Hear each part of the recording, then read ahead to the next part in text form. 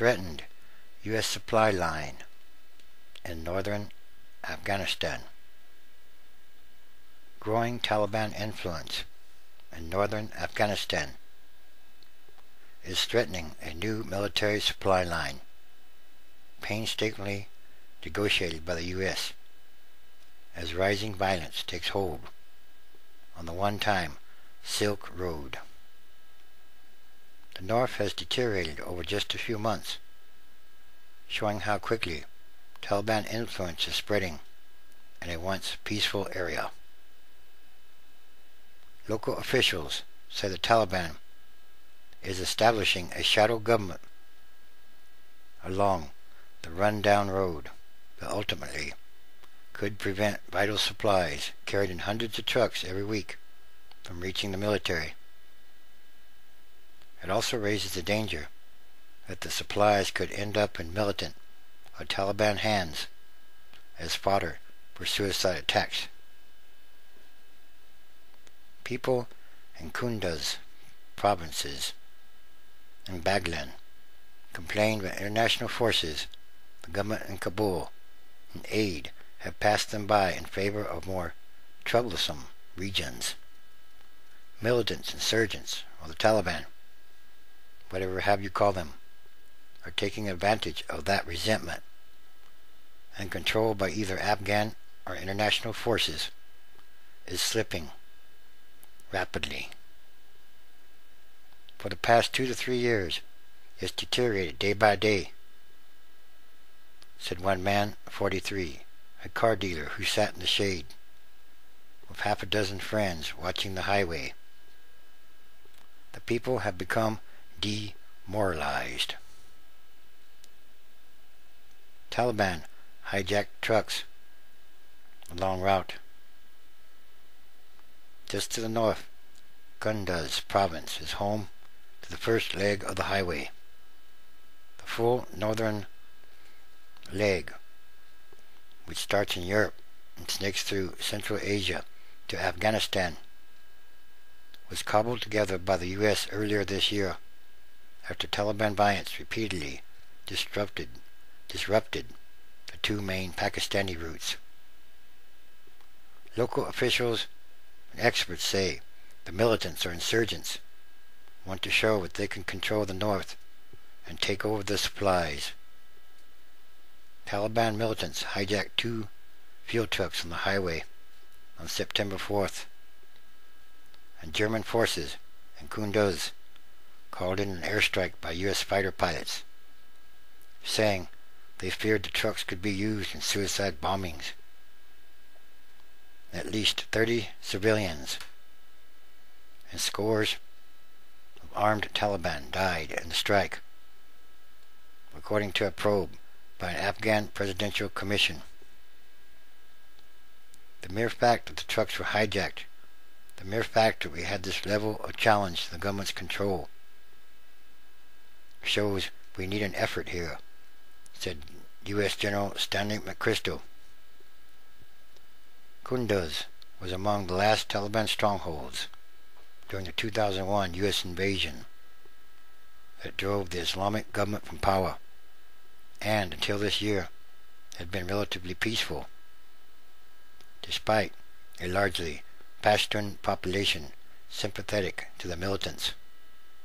But that began to change after the Taliban solidified control in the south as U.S. supply lines from Pakistan have come under increasing attack.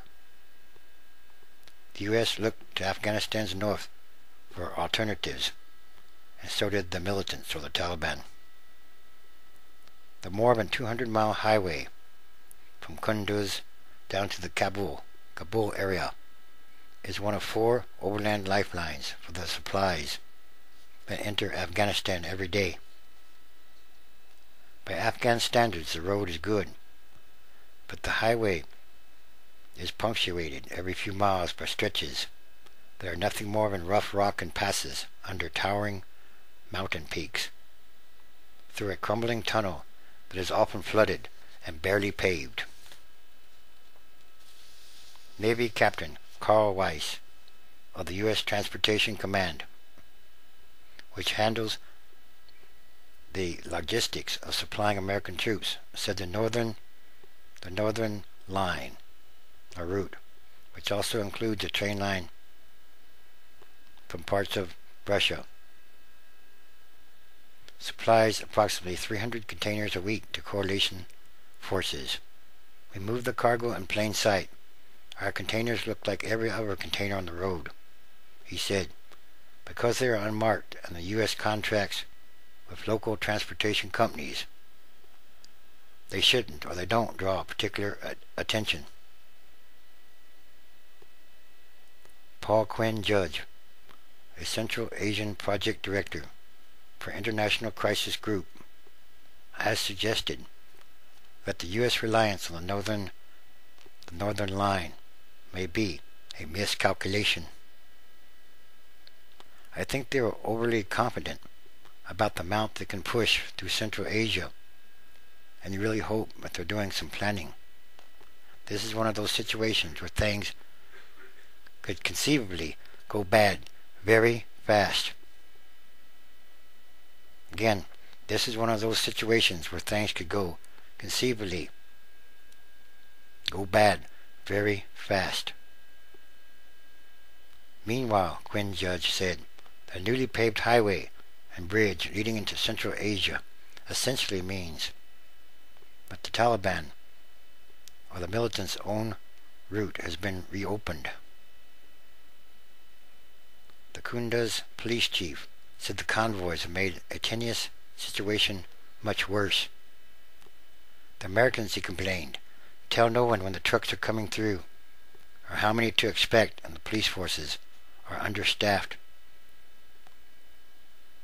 In Baghlan, the province's deputy police chief said violence worsened right around the same time, but the supplies started moving through in large numbers.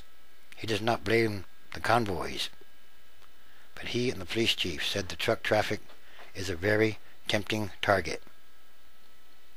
One of the main reasons for the new insecurity is the NATO and coalition supplied convoys.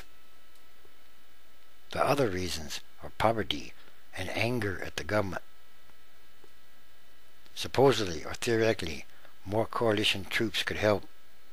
McChrystal and the Germans prefer to emphasize building up local Afghan forces, if there could possibly be such a thing. The enemy is not afraid of us, said the police chief.